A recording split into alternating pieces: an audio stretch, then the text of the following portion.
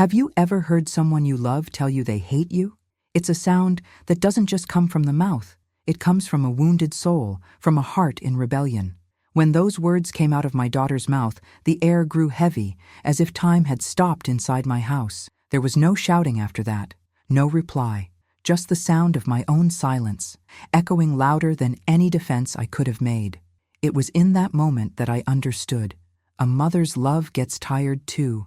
Love also bleeds, and sometimes the loudest scream is the one you never give. For years, I had gotten used to being the harbor, the woman who always holds it together, who always understands, who always forgives. I thought that was strength. But that day, looking into my daughter's eyes, I realized that sometimes strength means not reacting. There are pains that don't deserve words, only the weight of a look and the dignity of someone who no longer needs to prove anything. People often mistake silence for weakness, but I discovered that silence is the refuge of women who have screamed too many times and were never heard. Silence is where the soul finally rests after fighting for years without cease. As she walked away, spitting those words like she was spitting out her own past, I just stood there. The floor looked like a cracked mirror, reflecting everything we were and everything we failed to be. I thought about the nights she slept on my chest, the fevers I cooled with damp cloths, the prayers I whispered so she could have a better life than mine. But sometimes life gives blessings back in the shape of wounds, just to test if our love is real or only routine. I didn't cry in that moment. I just took a deep breath, because I've learned that tears shed in front of the one who hurts you only feed their guilt. And I didn't want to carry anyone else's guilt anymore. There's a kind of pain a mother feels that she can't explain. It makes no sound, but it devours you from the inside. I stayed there, hands trembling, trying to understand where the bridge broke. Maybe it was in the times I said yes when I should have said no, or in the moments I stayed quiet to avoid hurting her, forgetting that silence can also create distance. Love is full of those ironies. It wears itself out trying to be perfect, and a mother's heart, when it loves too deeply, becomes a mirror. It reflects everything, even what it wishes it couldn't see. In the days that followed, the house felt bigger, colder. The walls held echoes I pretended not to hear. Loneliness is a discreet visitor. It enters quietly, sits down at the kitchen table, and starts talking to you like an old friend. I'd make coffee and set out 2 cups, out of habit. One for me, one for her. And I'd look at that empty seat as if waiting for a silent miracle. The silence that once was a choice began to teach me. It showed me that silence isn't just the absence of sound. It's the space where you can finally hear what's inside. And inside me there was so much. Regrets, memories, unfinished prayers. When a mother goes quiet, the whole world should listen. Because that silence isn't empty. It's filled with everything she wanted to say, but couldn't. It's filled with stories only the heart knows. I learned that staying silent isn't giving up. It's self-preservation. It's allowing time to say what angry words never could, and time always speaks. It brings truth disguised as longing, regret hidden inside, memories and forgiveness dressed as a simple gesture. People sometimes ask if I regret staying silent. I don't, because in that moment, any word I spoke would have turned into a weapon. And I didn't want a war with my own daughter. I wanted peace.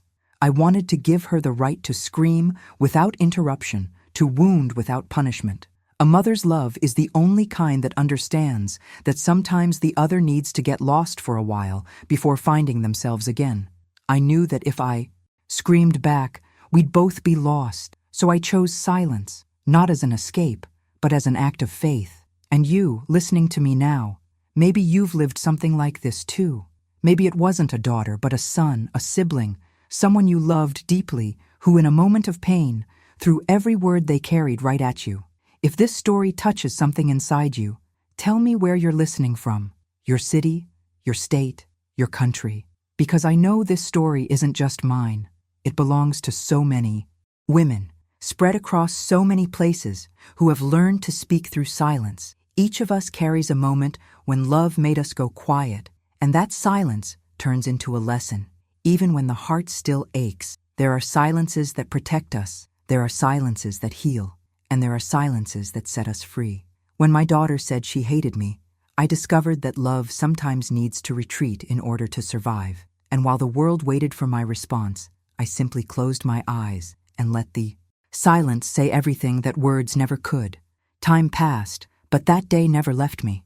It lives inside me, between the good memories and the wounds that still heal slowly. Sometimes I think silence is like an invisible bridge. It separates, but it also connects. And it's on that bridge that I've been walking ever since, trying to understand what we lose when love is misunderstood, and what we gain when we choose not to hurt back. It wasn't easy, but I learned that silence, when born from pain, is also a form of wisdom, because there are truths that only bloom when the heart learns to wait. Maybe one day she'll understand what I meant without saying it. Maybe she'll discover that behind my silence, there was a love that never gave up. It just rested. Until then, I stay here, learning to listen to what silence teaches me, keeping inside all the words that don't need to be spoken yet. After that day, when silence took over the house, memories began to return as if someone had opened an old chest I had hidden in the deepest corner of my heart. I saw myself again in her early years, so small, eyes full of curiosity, little hands always searching for mine. She was a child who laughed easily, who talked to her dolls as if she were talking to the whole world. I remember the smell of her hair after a bath, her warm skin, the nights I rocked her to sleep, feeling that this love was the only certainty I had in life. Everything was simple. Everything was pure. A mother and daughters. Love seemed unbreakable, and I believed nothing could ever separate us. But time is a silent sculptor. It changes shapes, softens edges, and before we know it, what was once an embrace turns into distance. She grew up too fast, and I, without realizing it, kept treating her like the little girl who needed me for everything. I remember the first time she answered me with impatience. It was so small, so trivial, I barely noticed. A simple, "Mom, I can do it myself." But that myself echoed inside me like a warning. It was the first step on the road that would one day lead to, "I hate you." Her teenage years arrived like a storm. Suddenly, the girl who once waited for me by the window started locking her bedroom door. The conversations that used to last for hours turned into long silences, and the sweet look that once begged for my arms now felt like a cold wall between us. I tried to understand, tried to talk, but every word felt like an intrusion. And what does a mother do when love starts to feel like a boundary? We try to approach gently, but that gentleness becomes a burden. Without realizing it, I began walking around my own daughter as if stepping carefully over glass. I remember the afternoons when I'd cook her favorite meal and leave it on the table, even knowing she'd say she'd already eaten out. I tried to keep alive some trace of routine, some echo of the little girl I once knew. But she was already far away, living in a world where I no longer had a place. It's strange how love can be so vast and still leave us standing outside of it. I saw her clothes change, her new friends, the whispered conversations on her phone, and I thought, where did I lose my daughter? Only later did I realize that love doesn't vanish all at once. It dissolves slowly, in the small moments when we stop being heard. I blamed myself. I thought maybe I had been too strict, or too soft, or too present.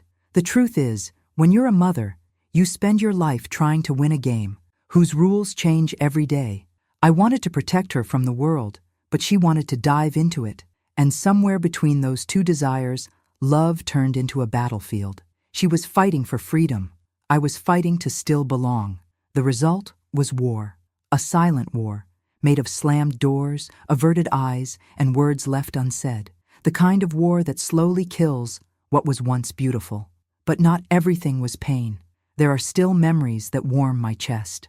Sunday afternoons when she laughed, watching old movies with me, the way she hugged me after our arguments and whispered, "I'm sorry, Mom." In those moments, I believed everything was fine again, that love would always be stronger than any difference. I didn't know that one day would come when even forgiveness would feel impossible.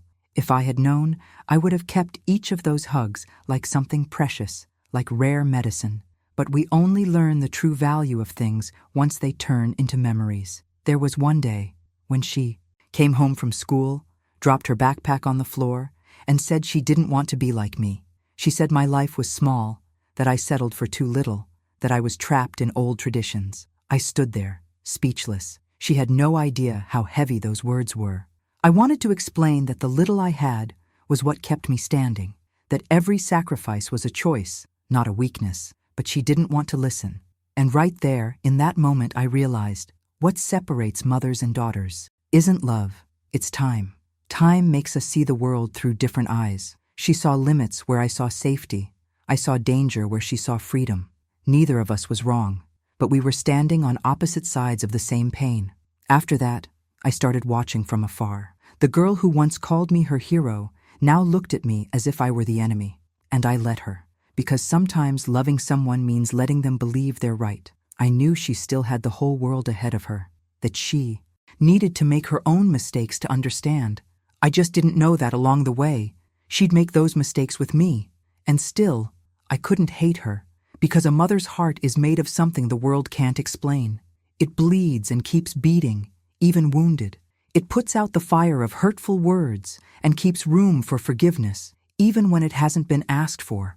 Many mothers listening to me right now might recognize this feeling, watching your own child pull away, convinced that the love that raised them is a cage. How many times do we try to be everything, only to become the target of their rebellion? How many times is love mistaken for control and care mistaken for suffocation?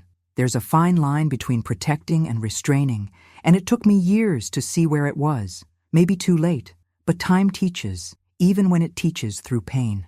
As the years went by, I realized that life turns us into mirrors of our own mistakes and victories. When I look back, I see that my daughter inherited more of me than she'd ever admit. The strength, the stubbornness, the restless heart, and maybe that's why we clashed so often. It's hard to live with your reflection, but now I understand that reflection is also connection, and that's why I keep telling this story, because I know somewhere in the world there's another mother listening and recognizing herself. Maybe it's you. Maybe it's someone who hasn't yet had the courage to admit that her daughter drifted away, that love hurts, that silence has become her shelter. I want you to know you're not alone. The stories of women like us cross oceans. They live in the hearts of those who loved too much and were misunderstood. And that's why I keep speaking, even when it hurts. Because every memory is a seed of healing, and every word I share might be someone's comfort. And if you've made it this far, listening to this story, it's because there's a memory inside you too, one that's still asking for peace. Before we move on to the next part, I need to ask you something important. If this story has touched you in any way, if you felt pieces of your own life inside my words, subscribe now, not just to follow what comes next, but for yourself. Because here, every story is a mirror, every pain finds a voice, and every woman learns she doesn't have to carry everything alone. When you subscribe, you join a community of women who have chosen to turn silence into strength and wounds into wisdom. Don't let this moment pass. The next story might be the one that finally helps you understand your own. Click and stay. Because here, every matriarch secret is also a piece of yours. That morning, the sun hadn't even fully risen when I heard her bedroom door open with a loud thud. It was an ordinary sound in any household, but that day, it felt like a warning. The smell of fresh coffee mixed with warm bread, and the kitchen was still wrapped in the hush that lingers before a day begins. I remember the whistle of the kettle, the old song playing softly on the radio, and myself trying to stay calm, bracing for a storm I could feel coming long before the clouds appeared. She walked in with a hard face, eyes sharp, carrying something inside her I couldn't yet name. "Why do you always have to get involved in everything?" she said, without even looking at me.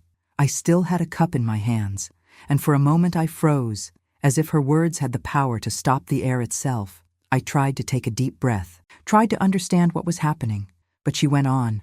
"Can't you see I'm not a kid anymore? That I don't need you telling me what to do all the time?" That voice wasn't the voice of the little girl I had rocked to sleep so many nights. It was wounded, tense, filled with something I couldn't name. Anger, pain, confusion, maybe all of it at once. Time seemed to fold in on itself, as if every memory of her childhood was being torn apart right there, in front of the lit stove. I wanted to answer, to ask her to calm down, but instinct told me to stay quiet, and in that silence, She said the words that still echo today. I hate you. The sound was sharp, clean, and for a second I thought I'd heard wrong. But she repeated it, and every syllable hit my chest with the weight of truth. I hate you. There isn't a scream in this world that can hurt more than that. The kitchen seemed to shrink. The smell of coffee, the warmth of the fire, the sound of the radio, all disappeared. I just stared at her, and for the first time, I didn't see my daughter. I saw a woman fighting herself, and I realized she didn't hate me. She hated the mirror I had become, the reflection of everything she couldn't yet face in her own soul. She was trembling, like someone carrying a storm inside. Her eyes glistened with restrained tears, and her breathing came in short, uneven bursts. I wanted to hold her, but her body was a wall, and I understood. If I moved closer, she would run for good. So I did the only thing left to do. I stayed silent. The choice not to answer didn't come from pride. It came from instinct, from the quiet wisdom that time gives to women who have cried too many times. Because sometimes, when someone is screaming, what they need most is for someone else to keep the ground steady beneath them. And I knew that if I opened my mouth, no words would be enough. In that moment, love had to take the shape of silence. She expected me to react. She expected me to scream too, to say something that would justify the hate she said she felt. But I stood there, still, with an open heart and a calm body. And the silence that looked like weakness, became strength. She looked at me one last time, dropped her backpack on the floor, and left. The door slammed, and the sound echoed through the house like thunder in an empty temple. Time stopped. I don't know how long I stood there. Maybe minutes, maybe hours. The flame on the stove was still burning. The coffee had gone cold, and I was still holding that cup as if it were the last thread keeping me tied to reality. The words, "I hate you," played in my head like a sad song on repeat. And there, in the middle of the kitchen, I felt the weight of silence wrap around me, thick, heavy, filled with everything I wanted to say, but didn't. I sat down at the table and looked at the empty chair where she used to sit as a child. I remembered the mornings she told me her dreams, the laughter, the times. She'd ask if I thought love lasted forever, and I, with all the innocence of a mother who believes in the impossible, told her yes. Now that same table felt like an altar of memories. I ran my fingers along the wood and realized that place held more of our story than the two of us ever could. For the rest of the day, I wandered through the house trying to keep busy. I made her bed, folded her clothes, lit a candle in the living room, and in every simple gesture, there was a quiet prayer. I didn't pray for her to come back. I only prayed that her heart would understand my silence. Because silence, when it's born of love, speaks a language only time can translate. That night, when the house was already asleep, I walked to the window and looked up at the sky. I remembered the first time she spent a night away from home, still a teenager, and how I stayed awake, wondering if she was safe. That same feeling returned. But this time, I wasn't waiting for a call, not even a message. I just hoped God would take care of her, wherever she was. The days that followed were a blend of routine and emptiness. Her absence wasn't loud, but it filled every corner of the house. Her chair in the kitchen, the scent on her pillow, the stack of books on her shelf. Everything was both memory and wound. I began to realize that the silence I had chosen as a shield had also become a mirror.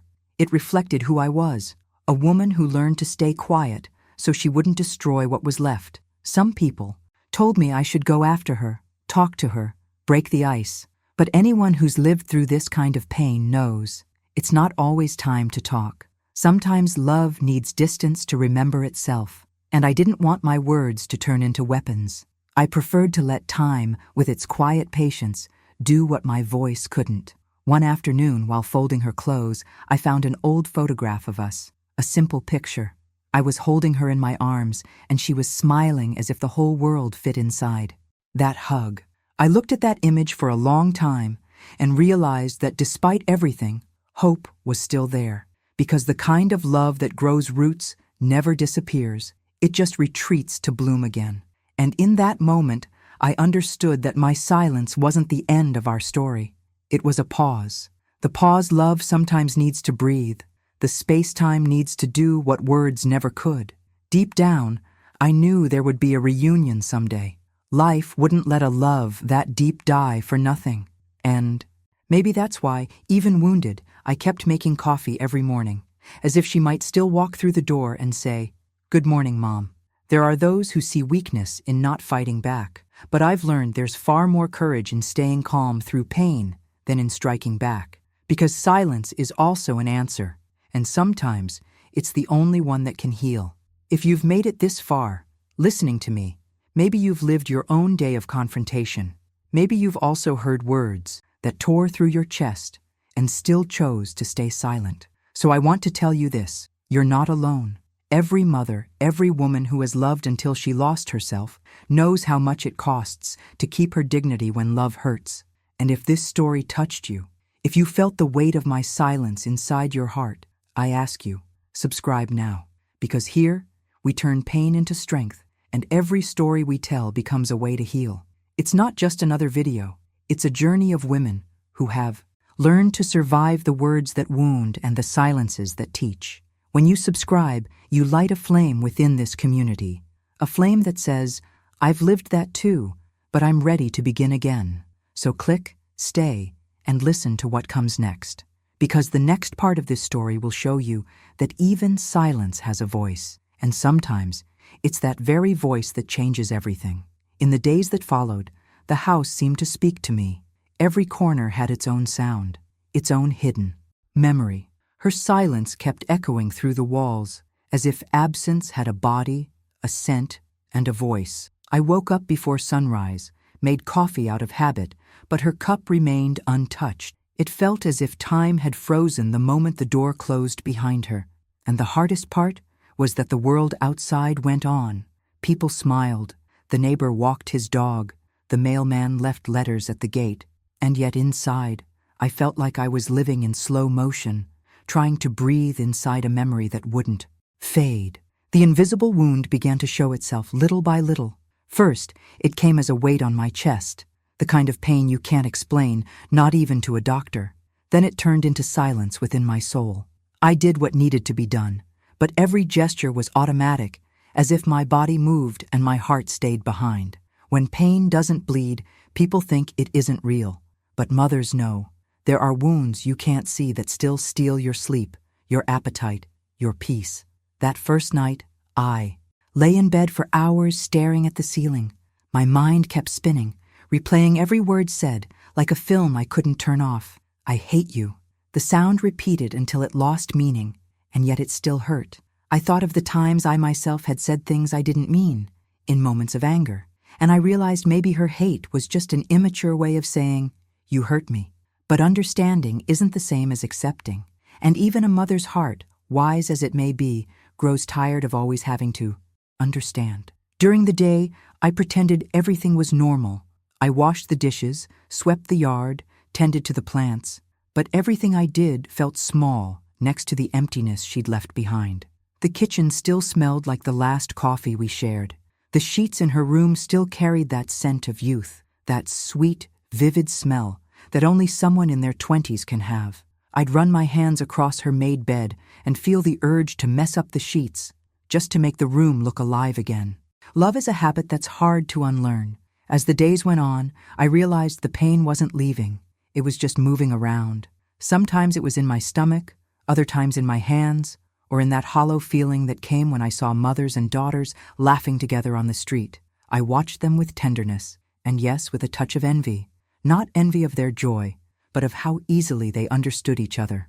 I wanted that back, the ease of not needing to measure words, the feeling of being needed. A mother's love, when unreturned, turns into a living kind of longing. It beats even when no one calls for it. There were moments I thought about calling her, but fear stopped me. Fear of hearing more harsh words, fear of making things worse. So I took refuge in silence. And there, inside it, I began to see that something was wrong with me too. I had given so much my entire life that I'd forgotten to exist beyond motherhood. I'd forgotten that before I was a mother, I was a woman, with dreams, desires, a name beyond mom. And maybe that's what pushed her away, the weight of seeing a mother who had dimmed her own light, trying to brighten everyone else's. It was hard to admit, but that distance forced me to look at myself. I discovered that too much love can also suffocate, that sometimes excessive care becomes a cage. I realized that at some point, I started loving more out of fear than freedom. Fear of losing her, fear of being alone, fear of being forgotten. And it was that very fear that unknowingly built the wall between us. The invisible wound kept teaching me, slowly. It showed me that love, when it gives too much, needs to learn how to come home. Because those who live only to heal others eventually fall ill themselves. I began to understand that to keep loving my daughter, I first had to learn how to love myself again. That wasn't easy. Loving yourself after years of being everyone else's foundation is like learning a new language when you're already tired. But I tried. Every day, a little more. One morning, I sat on the porch and realized the silence didn't scare me as much anymore. It was still there, but softer somehow. I started hearing the birds, feeling the breeze on my face, and I understood. Life hadn't stopped. It had just changed its rhythm. There was still pain, yes, but there was also space to breathe. A wounded love doesn't die. It transforms into wisdom. Sometimes in the middle of the afternoon, a thought of her would come. Like an unexpected guest, I'd remember a phrase, a gesture, a laugh, and instead of sadness, I'd feel a quiet tenderness. I didn't know if it was forgiveness, but it was the beginning of it. The wound still hurt, but it no longer bled. It was like an inner scar, a reminder teaching me to walk more gently. But the exhaustion remained, the exhaustion of always being strong, of always being the one who understands. A mother's love is beautiful, but it's also lonely. We carry the world on our shoulders and still think it's not enough. I started questioning that kind of strength people praised so much. Being strong all the time wears you down, and I learned there's no shame in admitting that it hurts, that sometimes faith is silent, and the miracle is simply to keep breathing. Some nights, I knelt by my bed and talked to God, not to ask for her return, but to ask for peace, no matter the outcome. I'd say, if she's meant to come back, let it be out of love, not guilt. Let the reunion be healing, not a burden. And when I finished praying, my heart felt lighter, as if the sky itself had answered with an invisible embrace. People always say time heals everything, but that's not true. Time teaches. What heals is love. Love for yourself, love for who you were, love for who might still come back. Time only gives us the space to learn how to live with our wounds without letting them define us. I began to realize that the silence between us was actually time at work, and that true love, even when wounded, is patient. Today, when I think back to those days, there's still a small ache, but also a quiet gratitude, because it was there, in the invisible pain, that I found myself again. The wound that separated me from my daughter was the same one that brought me back to me. And sometimes, you have to get lost for a while to find your way back to peace. If you've made it this far, listening to this part of the story, I want to invite you to reflect on how many times you've given too much of yourself. How many times you've loved so deeply you forgot who you were. How many times you've carried guilt that wasn't yours, just to keep a bond alive. Write in the comments, I've stayed silent for love. These words have power. They turn silence into connection. And if you're not yet subscribed to this channel, this is your moment to join this community. Here, every story helps you see your own with new eyes. When you subscribe, you're not just supporting this channel. You're choosing to heal alongside me and countless other women who have turned pain into wisdom. Don't put it off. Click and join us. Because the next words I'm about to share might be exactly what your heart has been waiting to hear for a long time. A few days later, when the silence in the house already felt like a permanent resident, she appeared. My old neighbor, one of those women time doesn't bend, only strengthens. Everyone called her Miss Celia. I had known her for over 30 years, a woman with a soft voice, eyes that could see through the soul, and wisdom born from pain. She always seemed to show up at the right moments, as if she had a sixth sense for other people's sadness. She knocked on the door, holding a simple homemade cake, and that knowing smile of someone who understands more than she says. I invited her in, and before I could even speak, she looked deep into my eyes and asked, "She left, didn't she?" I just nodded. I didn't have to explain.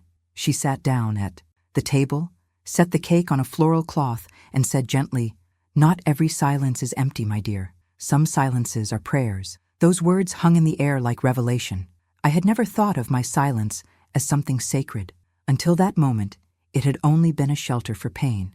But when she said that, something inside me stirred, as if, for the first time, someone had given a name to my way of enduring the unbearable. Miss Celia began to share stories from her own life. She spoke of children who had drifted away, grandchildren who had grown distant, and sorrows that time had slowly carried off. She said life is made of departures and waiting, and that true love isn't measured by how long you stay together, but by the ability to keep loving even when the other person isn't there. I listened, and each of her words fell over me like rain on dry ground. She said something I'll never forget. A mother's love is like the roots of an old tree.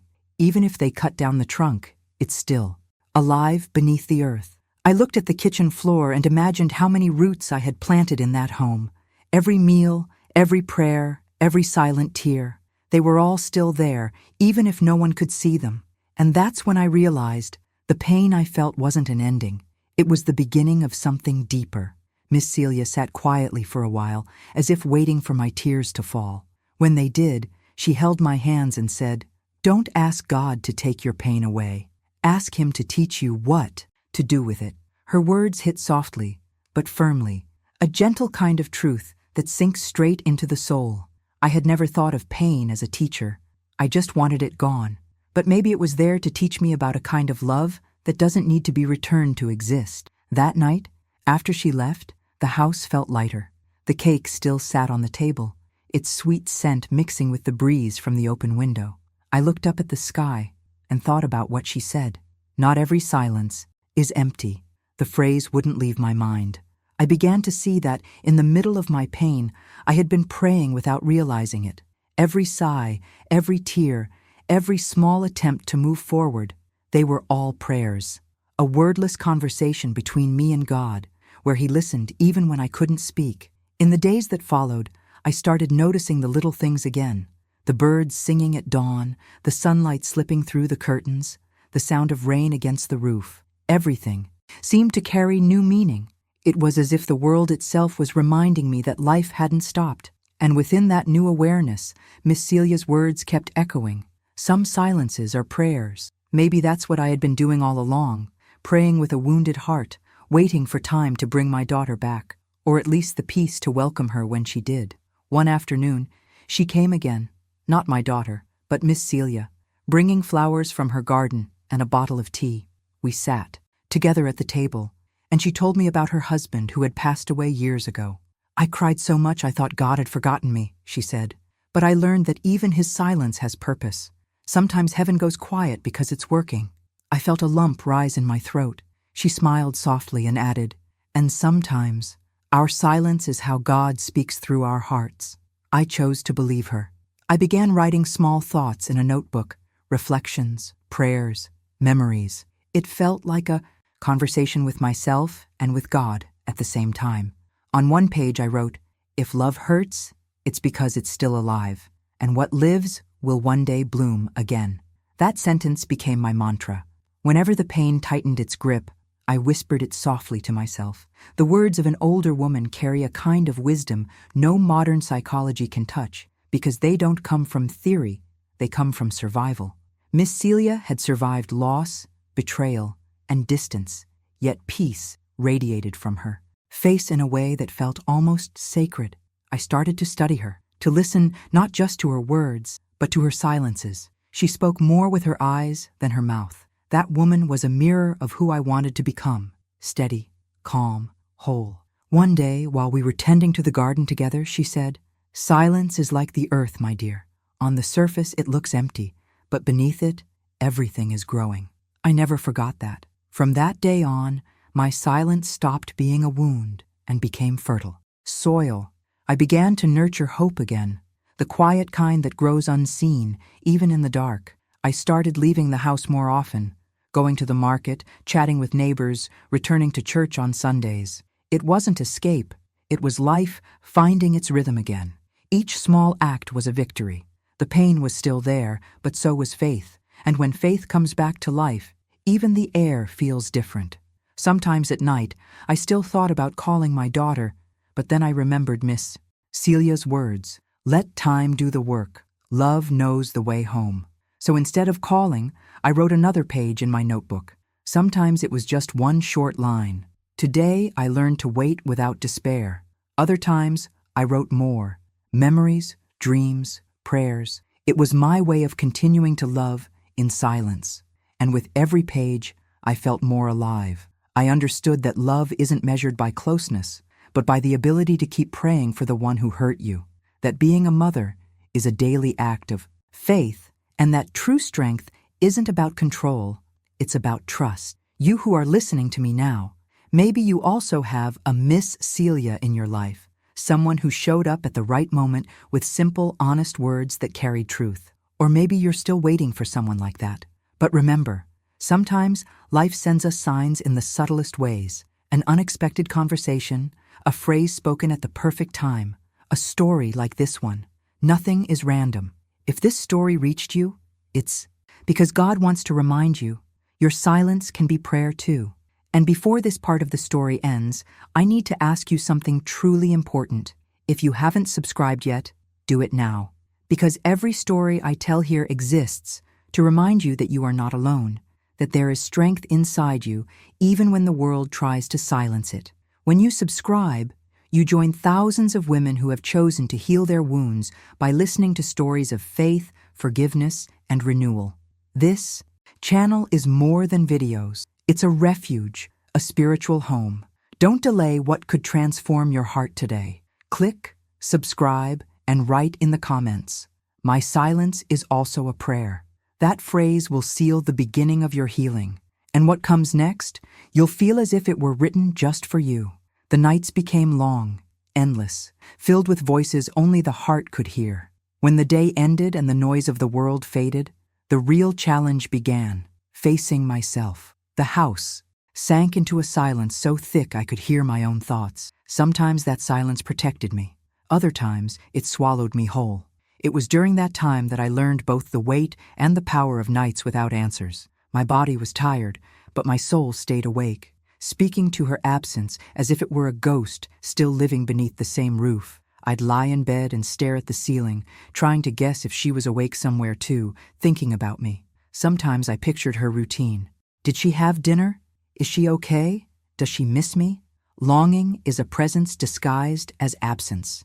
It lies down beside us, breathes in our rhythm, and follows us even when we try to forget it. I turned from side to side, trying to find a position for the pain, but there's no pillow that can cradle a broken heart. In those first weeks, I cried every night, not loud, dramatic tears, a quiet, contained cry that soaks the pillow and rinses you from the inside out, the kind of crying only a mother understands, the kind that doesn't look for comfort, just release. I prayed between sobs, asking God to watch over my daughter, not to let her hatred harden into a permanent wall. I asked him to give me patience to wait, and strength to keep believing even when the fatigue felt bigger than my faith. Every night was a conversation without an answer. I spoke, but no one replied. And still, I kept speaking. I discovered prayer isn't always about hearing back right away.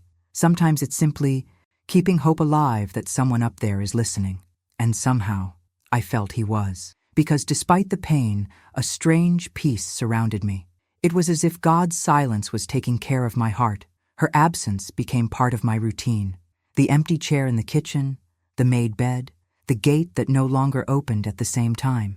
I walked through the rooms and remembered her in every detail. The lipstick left on the sink, the favorite mug in the cabinet, the faint perfume still lingering in the hallway. Everything about her stayed present, even at a distance. It was as if the house itself kept breathing the presence of someone who had left. There were nights when desperation tried to convince me to call. I picked up the phone so many times I lost count. I even dialed the number and erased it before it rang. The fear of being rejected again was stronger than the urge to hear her voice. That's when I realized silence can also be protection. I was learning to respect the other person's space and my own time to heal. Sometimes loving means staying quiet, and quiet can be a form of faith. Silence began to change meaning. At first it was a prison, then it became a shelter, Little by little, it turned into prayer. Every tear became a plea, every breath an act of endurance. I discovered that the silence of a wounded woman is more powerful than any words spoken in the rush of pain. It's in that silence that we rebuild ourselves, stitch up our own wounds, and finally hear what the heart has been trying to say. One night, I caught myself writing without even realizing it. The words came out like a gentle release. I wrote, "It isn't what she said that hurts.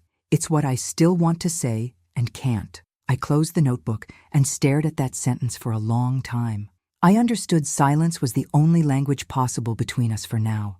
I needed to let time translate what neither of us knew how to say. The nights that followed were filled with memories. I remembered her first birthday, the smell of the cake, the bright ribbons in her hair. I remembered when she learned to walk and how I cheered with every step.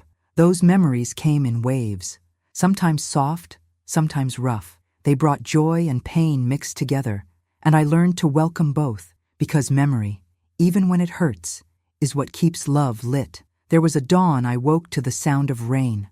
I stood at the window watching the drops fall slowly, reflecting the streetlights.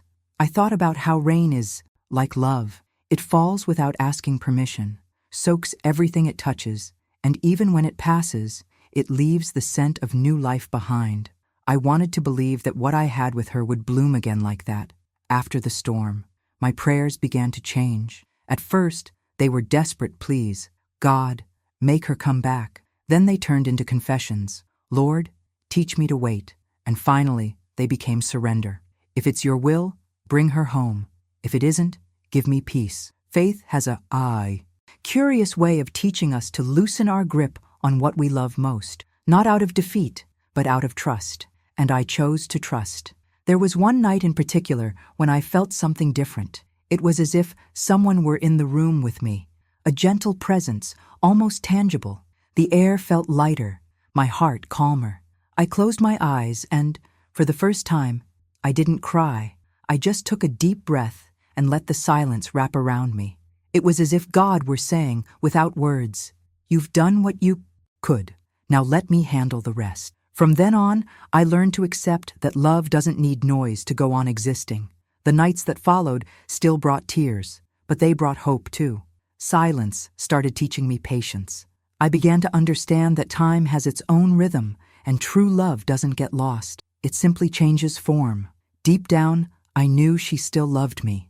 Pride, anger, the missteps between us, all of that was just a season. And what's true survives the seasons. Sometimes I'd look at my phone and imagine a message from her popping up. Other times, I'd dream about the moment we'd meet again. I didn't know when or how, but I felt it would happen. That quiet faith kept me standing. I clung to the memory of the little girl who once said I was her best friend. That memory was my shelter, my fuel, my living prayer. People who crossed my path noticed my quiet, but they had no idea what it cost. It's easy to mistake calm for coldness, but only those who've loved deeply understand that silence is a shield made of love. It protects what's still alive inside us. It was there, between nights without answers, that I learned the difference between giving up and letting go. I didn't give up on her. I let her go.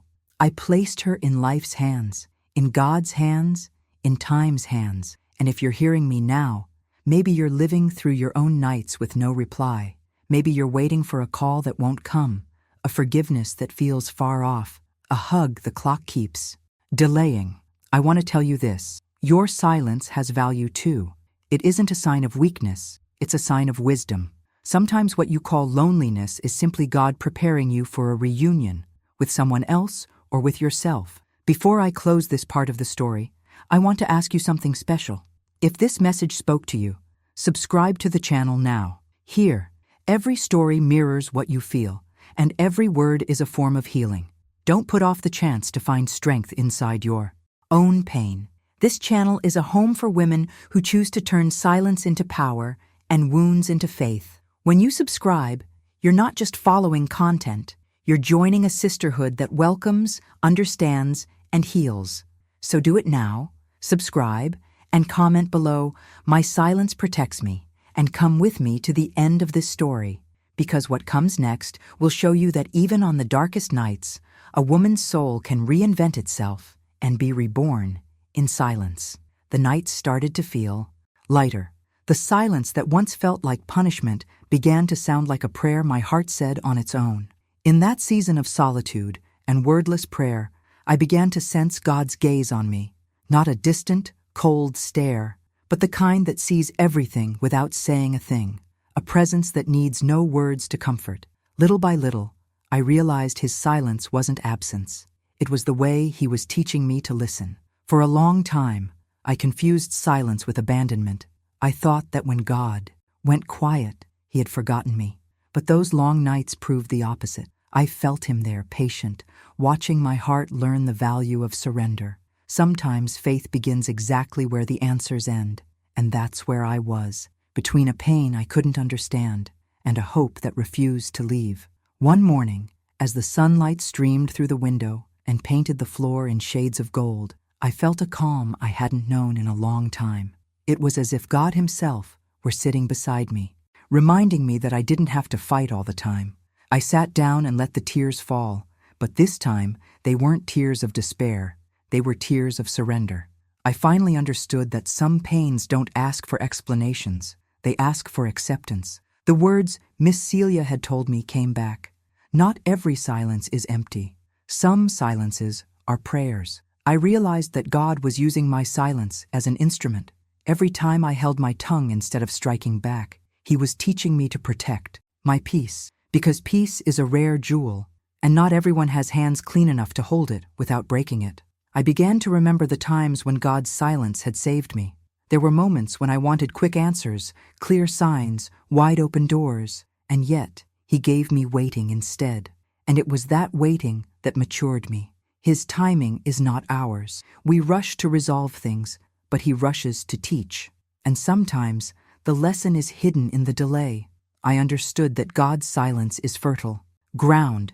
It's there, in what feels like absence, that he plants the kind of faith that will later bloom. One of those mornings, I sat on the porch with the notebook I had started writing in. The words flowed like prayers disguised as confessions. I wrote, "God asked me to be silent, and I obeyed, not to lose, but to protect what was left of me." When I finished, I closed the notebook and felt a weight lift off my shoulders. It was as if, through writing, I had finally accepted what had once been unbearable. That silence can also be a divine shield.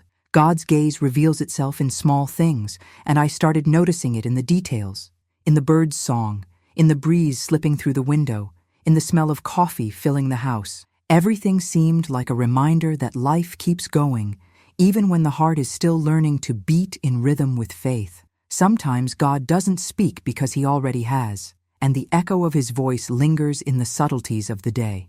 One afternoon, I sat in the backyard watching the sky change colors, golden clouds, warm air, gentle quiet. I thought about how God shows himself in the in-between moments, not in the noise. He doesn't arrive with shouts or easy promises. He comes softly, whispering, "Hold on, I'm here." And it was like that, without a visible miracle, that my heart began to heal. The absence of my daughter still hurt, but it hurt differently now. It no longer drowned me. It simply reminded me that love still existed. I started praying differently too. I no longer asked for her return. I asked for understanding.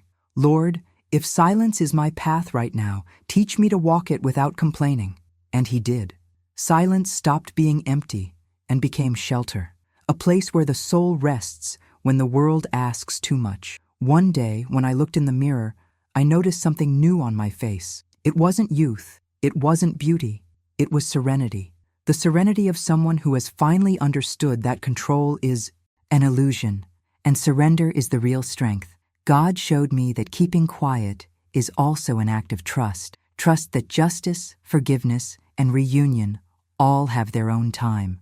When people asked how I could stay so calm through everything, I smiled. They didn't know about the nights of crying, the knees bent in prayer, the words swallowed. They didn't know that what they called calm was actually the result of a silent pact between me and God, a pact that said, "I'll stay quiet and you'll act." And he did. the way He always does, without noise, without hurry, but with perfection. Sometimes longing came like a strong wave, and I'd start to waver again. In those moments, I'd close my eyes and whisper, "Lord, help me not to break." And deep inside, I'd feel an answer without sound. "You won't break. You're being shaped." And that was it. His silence wasn't neglect. It was refinement. He was making me stronger, lighter, more His. God's gaze is like that. It doesn't invade. It embraces. He sees what no one else sees, understands what no one else understands. While the world judges, He understands. While the heart blames itself, He forgives. And when we think we're alone, He's right there, waiting for the right moment to turn our tears into testimony. I began to feel that my silence was preparing the ground for something greater, something yet to come. People often think faith is about shouting Amen loudly, but true faith, I discovered, is believing even when heaven seems silent. It's looking upward and saying, "I trust you." That's what I did. And the more I trusted, the lighter I became. God's silence turned into music inside me, a slow melody made of hope. Sometimes, in prayer, I'd say, "Lord, if this silence is your answer, then teach me to hear it." And He did. I learned to see beauty in the pause, purpose in the delay, and meaning in the wait. Each day of silence was a day of growth. I was no longer the woman who begged for answers. I had become the woman who waited for God's will with an open heart. And if you're hearing this story now, maybe you're living through your own silence. Maybe God is quiet, and that frightens you. But I want you to know, His silence is not rejection, it's construction. He's preparing you, strengthening you, and teaching you how to trust in what you can't yet see. Sometimes, the miracle isn't what happens around you. It's what begins to grow inside you while you wait. Write in the comments, "I trust God's silence." Go ahead and write it, because that sentence is a declaration of faith.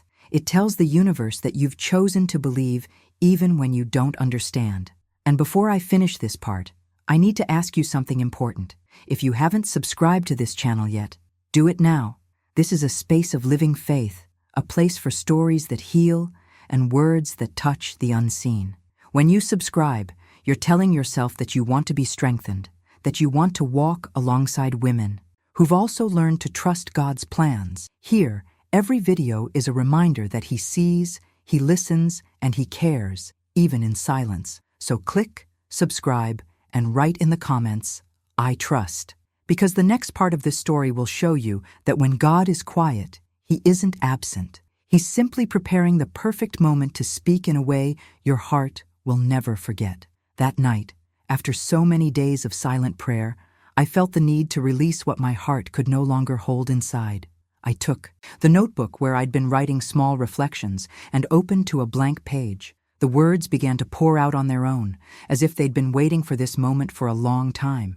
It wasn't a letter meant to be sent. I knew that from the start. It was a letter to ease the weight of my soul. At the top, I wrote, "To my daughter, who one day will understand." With trembling hands, I began, "My daughter, maybe time has made my words sound like commands and my advice feel like limits. Maybe the love, I tried to give you felt like a cage, but I want you to know that every gesture of mine, even the ones you didn't understand, was born out of love. I made mistakes trying to get it right, and if I could go back, I'd tell you less about what to do and more about how deeply I love you." With each line, my tears soaked the paper, but I didn't stop. I know that one day you'll remember me with more tenderness than you do now. You'll remember that I was protecting you, even when you thought I was holding you back. And maybe, on that day, you'll realize that a mother's love is made more of silence than speeches, that sometimes I kept quiet, not to hurt you, and other times I spoke because my fear of losing you was greater than my fear of upsetting you. I paused for a moment, noticing how my handwriting trembled. Then I continued, "My daughter, the world will teach you many things, but it won't teach you how to forgive. That lesson only love can give. I'm not writing to ask for forgiveness, though I owe it. I'm writing to free you from whatever weight still lingers between us. Hatred is a burden that ages the soul. I don't want your heart to carry that. I forgive you for everything, and I ask that one day you do the same for me. Even if forgiveness takes time, it will come. And when it does, it will bring you peace. I closed my eyes and took a deep breath. The ticking of the clock was the only sound in the house. Then I wrote on.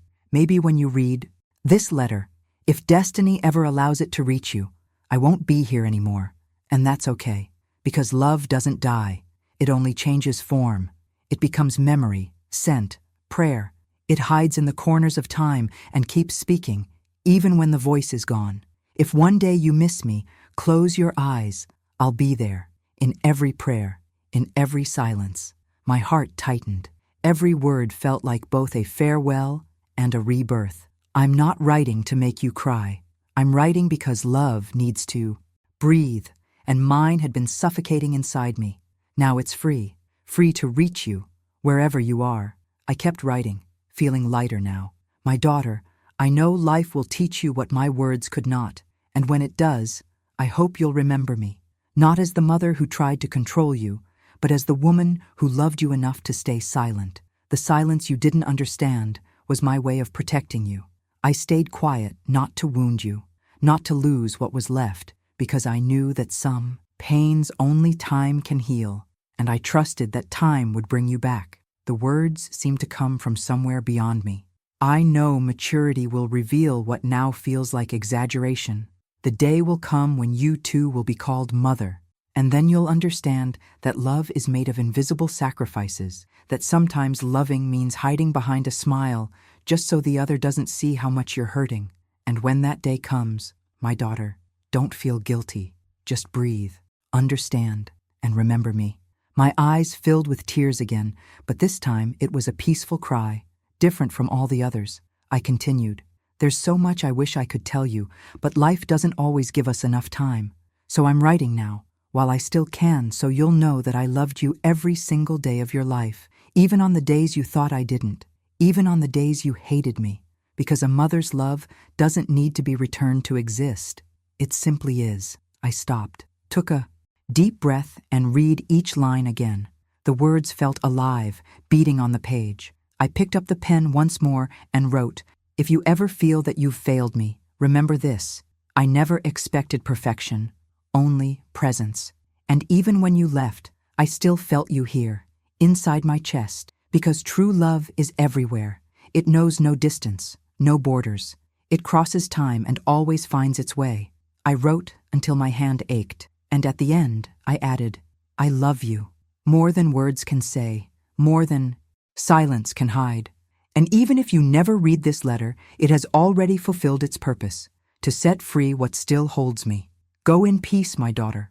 Wherever you are, go in peace. And if someday you feel longing, look for me within yourself, because that's where I've always been. I closed the notebook slowly. The tears fell, but they didn't hurt anymore. They were tears of release. I felt as if a cycle had finally come to an end. I placed the notebook inside the drawer of my dresser, along with a few old photographs. There, between memories and silence, I left the letter that would never be sent, and I realized that the simple act of writing was what healed me. In the days that followed, every time I passed by the dresser, I felt a different kind of peace. It was as if that letter held the energy of forgiveness. I didn't need her to know what was written. God would find a way to deliver it in His time, in His way. And maybe one day, when her heart was ready, He'd place the same words in her thoughts, as if they were memories. Love is a silent messenger. It always finds its way. I didn't need to chase it, insist, or force anything. I just had to trust that what's real always returns, even if it takes time. The letter stayed there, tucked away, but something inside me opened. The weight I'd carried in my chest began to dissolve, and the silence that once felt cold now had warmth. The words written that night had turned into prayer. I understood finally that forgiveness is freedom, and that sometimes love means letting go. The letter was never sent because it didn't have to be.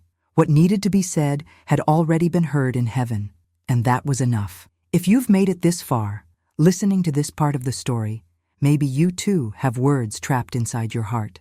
Maybe there's someone who hurt you, and you've never had the courage to say how you feel. I want to invite you to do the same. Write. Write to release, not to accuse. Write to heal, not to wound. Even if you never send it, the paper will hear what your heart can no longer carry. And if this story spoke to you, if it reminded you of someone, if it touched a hidden part of your soul, subscribe to this channel right now. Because here, every story is an unsent letter that still reaches the one who needs it. This is where women turn pain into wisdom, silence into healing, and memories into strength. When you subscribe, you join thousands of others who've also decided to write a new chapter for themselves. So do it now. Subscribe and comment below, "My words also heal." Because the next pages of this story will show you that forgiveness, when born from love, is the letter the heart sends straight to God, and He never fails to read it. The years pass the way seasons do, slowly yet relentlessly. Time has this strange gift of healing on the outside while leaving quiet scars within. The pain was no longer an open wound, but a mark that still pulsed on certain days. I learned to live without expecting news, but I never stopped thinking of her. Every birthday I'd light a candle, not to celebrate absence, but to honor remembrance. Life went on. The world kept turning, but love remained, stubborn, steady, like a flame that refuses to go out. It was on an ordinary afternoon that destiny decided to move. I was on the porch watering the plants when I heard a car pull up in front of the house. The sound of the engine turning off felt familiar. I waited a few seconds, and when I looked up, there she was, standing still, hands clasped in front of her, her face partly hidden by time. My heart didn't race. It simply recognized her. It was her, my daughter. For a moment, the world fell completely silent. No birds sang, no wind stirred. Even the air seemed to pause. She took one step, then another. I stayed where I was, holding my heart in my hands, unsure whether to run, cry, or just stand there.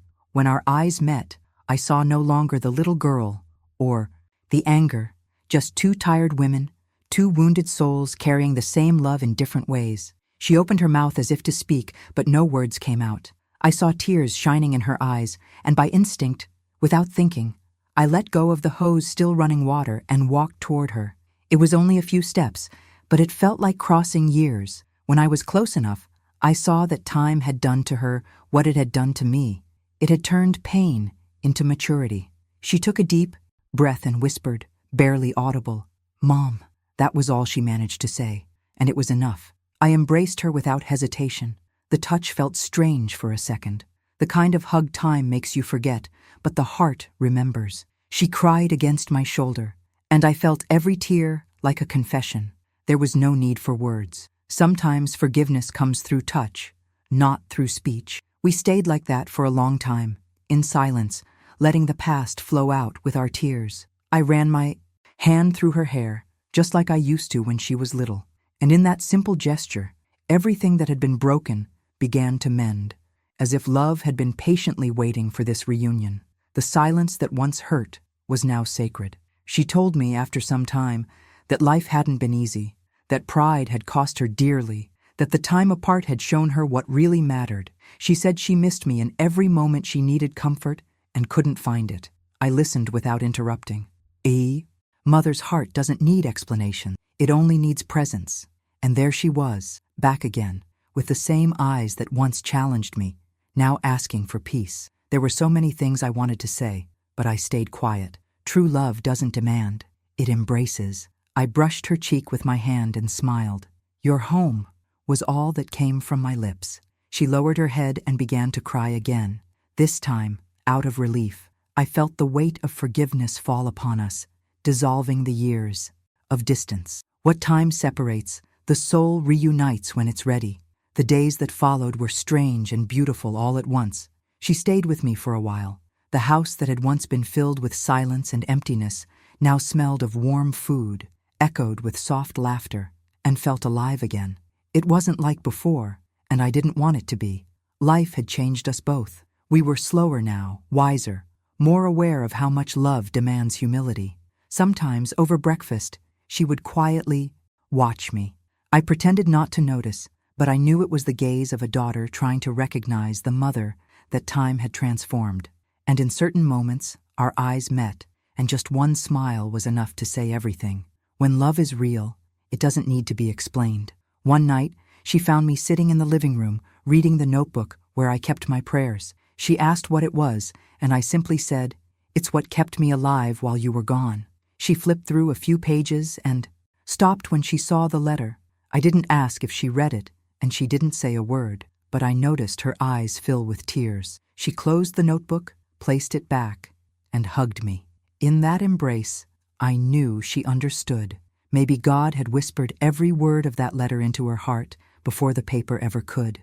The days went by, and with them, forgiveness began to take root. We didn't talk about the past. We didn't reopen wounds. The silence that once separated us now united us. It was the same silence, but with a different meaning. Once, it was pain. Now, it was understanding. I realized right there that God had never asked me to be silent out of weakness, but out of wisdom. If I had spoken when everything still hurt, maybe none of this would have been possible. One Sunday afternoon, she was helping me prepare lunch. We laughed over small things. When the smell of rice rose from the pot, she looked at me and said, "You know, Mom, the silence you kept taught me more than any words ever could." I stopped, looked at her, and simply replied, "Silence is the language of mature love, my daughter." She smiled, and it felt like the whole universe exhaled. That day ended with the most beautiful sunset I had ever seen. The golden light came through the window and lit her face. I thought about how generous life can be when we learn to wait. Everything that once seemed lost, God returns at the right time, and when He does, it's always better. But even with peace living here, again, I never forgot the path that brought me back to her. Every tear, every prayer, every night without an answer. It was silence that sustained me, and faith that kept me standing. And now, seeing her there, laughing with me, I realized that true love isn't the one that never gets hurt. It's the one that survives the wounds. Sometimes I think about how patient destiny is. It doesn't erase stories. It simply waits for people to be ready to rewrite them. My daughter came back, but I know many. Mothers are still waiting. So if you're hearing me now, and this story reminded you of someone who drifted away, don't lose faith. The same God who brought my daughter home can restore what feels distant in your life too. Sometimes love leaves and returns, not to punish you, but to help you grow.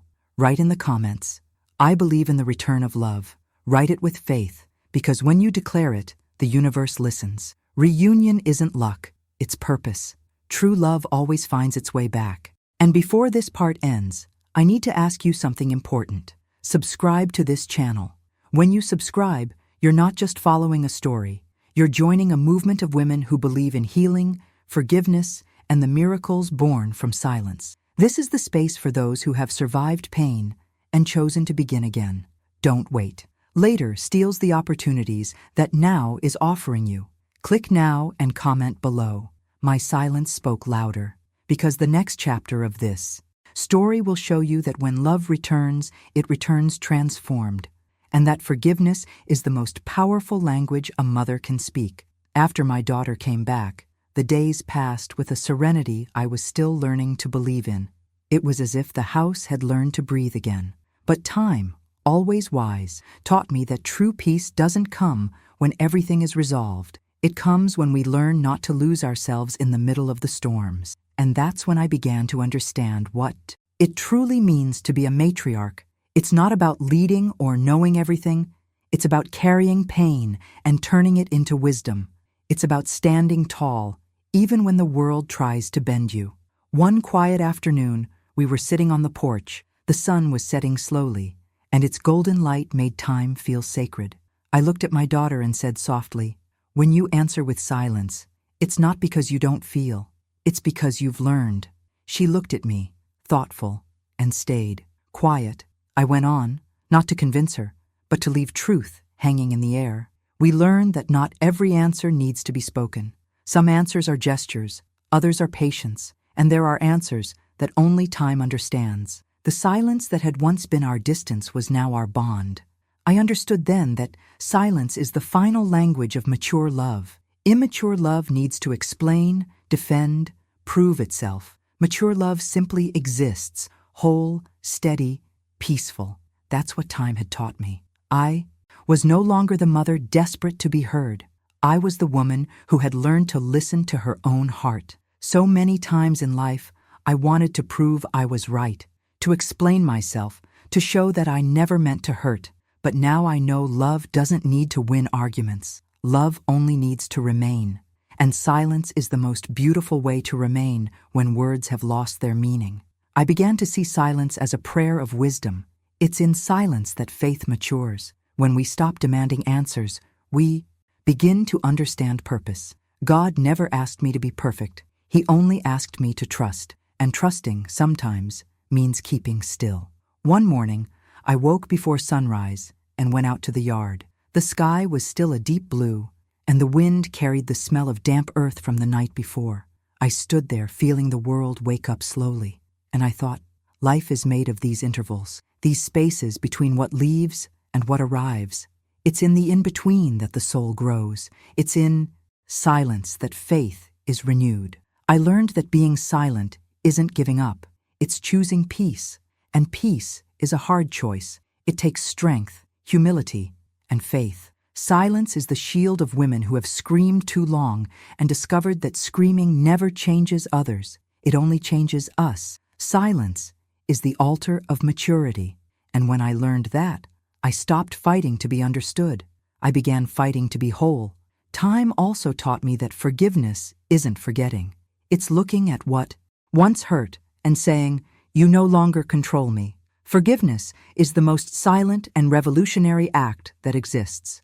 It doesn't need an audience, only courage. It was in the quiet of my room, on my knees, that I learned the power of forgiveness. Because before you can offer forgiveness to someone else, you must offer it to yourself. A matriarch is the one who learns to turn pain into guidance. I've cried too much, shouted too much, wanted to give up too many times. But what made me rise again was understanding that every wound had a purpose. God never wastes pain. He uses every tear as a seed of wisdom. And now, when I look at my daughter, I see that all my silence was worth it, because the silence she once hated was the same silence that taught her how to love more gently. Faith has a sound you can't hear, but you can feel it. It's the sound of a soul that trusts, the sound of a mother praying while the world sleeps. I learned that when God asks me to be silent, He isn't punishing me. He's protecting me, because not every battle is meant to be fought. Some are meant to be surrendered. There's an invisible strength in learning not to react. It's the strength of someone who knows that divine justice arrives quietly. Silence is the trust of those who know God is working, even when everything seems still. That's how I discovered serenity, not when the pain ended, but when I stopped fighting against it. Sometimes wisdom comes slowly, like a calm tide washing away what's left behind, and one day you realize it doesn't hurt anymore. What once was a wound becomes a scar, and the scar becomes a testimony. That testimony is what every matriarch carries inside, not as a bitter memory, but as a trophy of survival. Today, when I see younger women walking through the same pain, I recognize myself in them, and instead of rushing to give advice, I offer silence and a look that says, I understand, because some things only time reveals, and some truths only the heart understands once the storm has passed. I look at them and think, one day they'll understand too, that the love which falls quiet is the love that has already learned.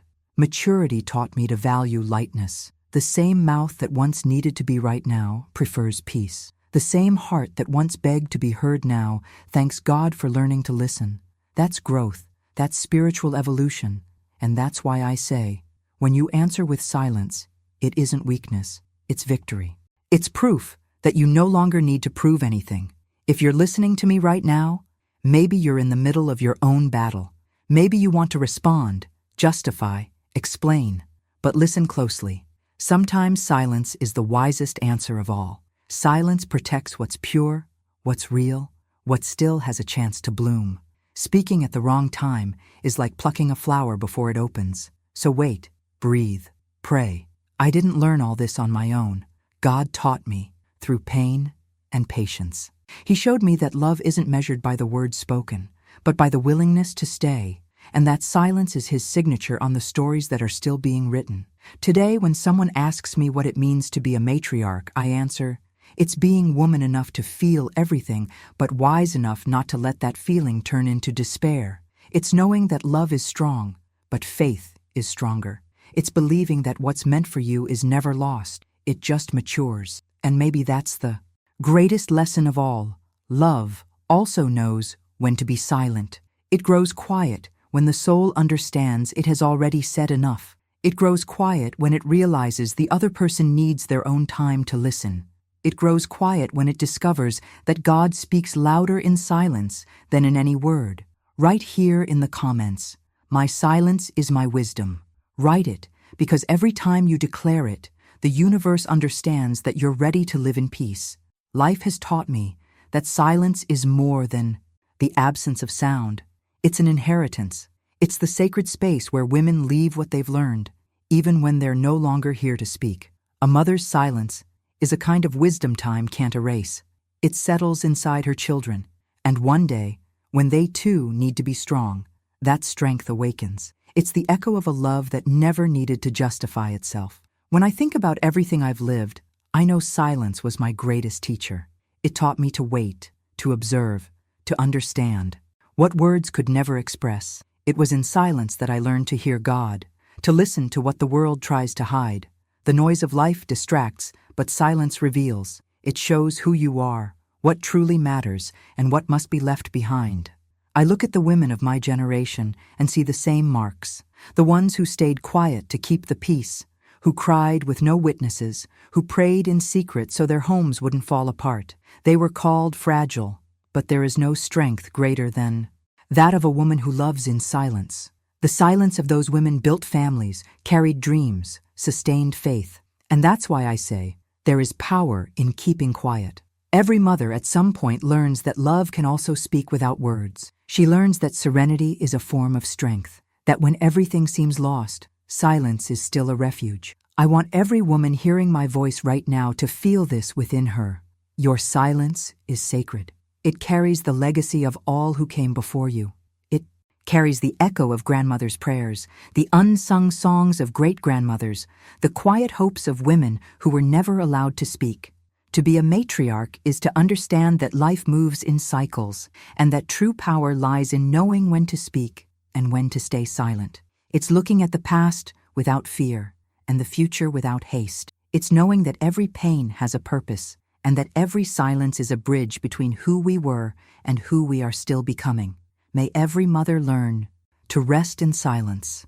May every child learn to listen before it's too late. May every tear shed in secret turn into wisdom. Because the love that grows quiet isn't smaller, it's deeper, more eternal. It's the kind of love that crosses generations and becomes a lesson.